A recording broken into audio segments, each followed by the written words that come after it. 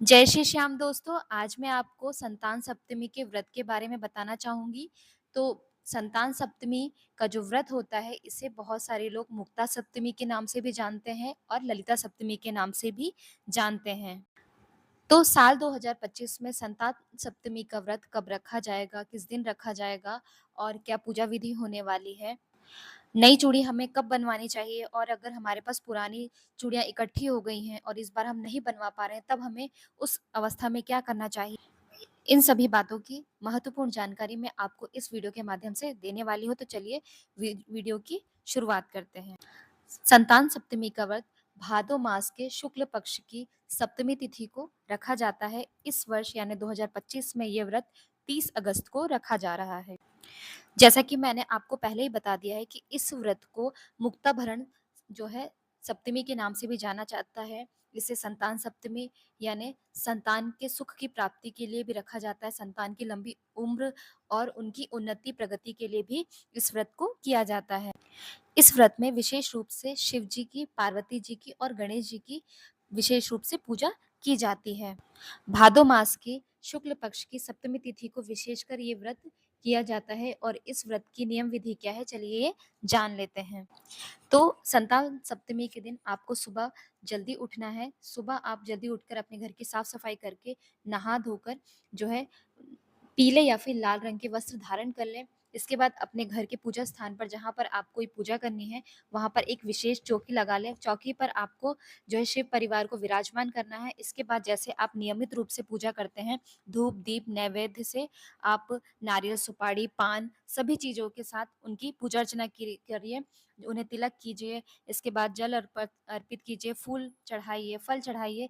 लेकिन इस पूजा में जो विशेष रूप से एक काम किया जाता है, वो है एक जो पुए होते हैं, पुए चढ़ाए जाते हैं, तो आपको पुए ज़रूर चढ़ाने हैं। तो आपको इस पूजन में 7 पुए जो है माता पार्वती के हिस्से में चढ़ाना है और 7 पुए खुद के यानी स्वयं के हिस्से में चढ़ाना होता है। और ये जो 7 पुए हैं, वो एक बार में ही खाने रहते हैं। यानी अगर आपने पूजन दोपहर में किया या सुबह किया, तो आपको सूर्यास्त से पहले ये जो पुए हैं, वो खा लेने चाहिए। और अगर आपने बड़े पुए बनाए हैं और आप नहीं खा पा रहे हैं, तो ये पुए आप और आपके पति यानी जो हस्बैंड वाइफ है, वो दोनों मिलकर इस पुए को खा सकते हैं, क्योंकि दोनों की ही ये संतान होती है। इसके अलावा यदि आप जो है बड़े पुए नहीं खा पा रहे हैं, तो आप छोटे-छोटे पुए भी 7 की संख्या में बना सकते हैं, जो आप अकेले भी खा सकते हैं। इसके साथ ही इस व्रत में जो चूड़ी होती है, वो बनवाई जाती है। तो चांदी या सोने की चूड़ी आप बनवा सकते हैं, विशेषकर तो चांदी की जो है चूड़ी बनवाई जाती है। तो ये हर साल नहीं बनवाई जाती है। जिस साल अधिक मास, खरवा मास जो होता है, उसी साल बनवाई जाती है और ये सवा आने की बनाई जाती है। मान लीजिए कि यदि आप चांदी की चूड़ी नहीं बनवा पा रहे हैं, आपके पास बजट इतना नहीं है, तब आपको क्या करना है कि तब आपको सफ़ेद धागा लेना है या फिर पीला धागा लेना है। उसमें आपको 7 गाँठें लगानी है और हल्दी जो है, हल्दी आपको उसमें लगा लेनी है। यदि आपका पीला धागा, तो ऐसे ही आप 7 गाँठें लगा लीजिए। अगर सफ़ेद धागा है, तो उसमें आप जो हल्दी लगाकर 7 गाँठें लगाकर उसे भी आप कंगन का स्वरूप देकर पहन सकती हैं। इसके साथ ही बहुत सारे लोगों के मन में ये सवाल आ रहे हैं कि हमारे पास बहुत ज़्यादा कंगन हो चुके हैं, तो अब हम उन कंगनों का क्या करें? हम उन्हें तुड़वाना चाहते हैं। तो देखिए, अगर आप उन्हें तुड़वाना चाहते हो, आप तो उन्हें तुड़वा कर, जैसे आपके पास सोने के कंगन है या चांदी का, तो आप उसे तुड़वा कर कुछ भी आभूषण बनवा सकते हैं, गले का बनवा सकते हैं या फिर कुछ भी हाथ में पहनने का बनवा सकते हैं। लेकिन आपको पैर के कुछ भी नहीं बनवाने, यानी कमर से ऊपर का ही आपको कुछ आभूषण बनवाना है, कमर से नीचे का कुछ भी आभूषण नहीं बनवाना है। इसके साथ ही जिन माताओं बहनों के जो है पुत्र रूपी धन नहीं है और वो पुत्र की बहुत ज़्यादा आकांक्षा है उन्हें कि पुत्र हो जाए, तो आप इस व्रत को उठा सकती हैं। इसके साथ ही अगर आपके पास बेटी है यानी पुत्री है, आप पुत्र की इच्छा रखती हैं, तो भी इस व्रत को कर सकती हैं। अगर आपकी कोई भी संतान नहीं है, तब तो आपको इस व्रत को ज़रूर करना चाहिए। माता पार्वती और शिव जी आपकी मनोकामना ज़रूर पूर्ण करेंगे और आपको पुत्र रत्न ज़रूर प्राप्त होगा। तो यदि आपकी संतान नहीं है या फिर सिर्फ आपके पास पुत्री ही है, आप पुत्र की इच्छा रखते हैं, तब आपको माता पार्वती और शिव जी से कामना करनी है कि हे प्रभु, इस वर्ष में इस व्रत को उठा रही हूँ और पुत्र रत्न की प्राप्ति के लिए इस व्रत को कर रही हूँ। आप मुझे अगले वर्ष ज़रूर पुत्र दीजिए, ताकि इस व्रत को मैं जो है आपको कंगन स्वरूप जो है हाथ में पहनने का कंगन आपको स्वरूप भेंट ज़रूर समर्पित करूँगी।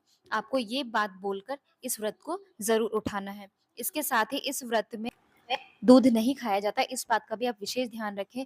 इसके साथ ही इस व्रत में आप दही से पूए खा सकती हैं, ये चीज़ आप ध्यान में ज़रूर रखें, लेकिन आपको दूध नहीं खाना है।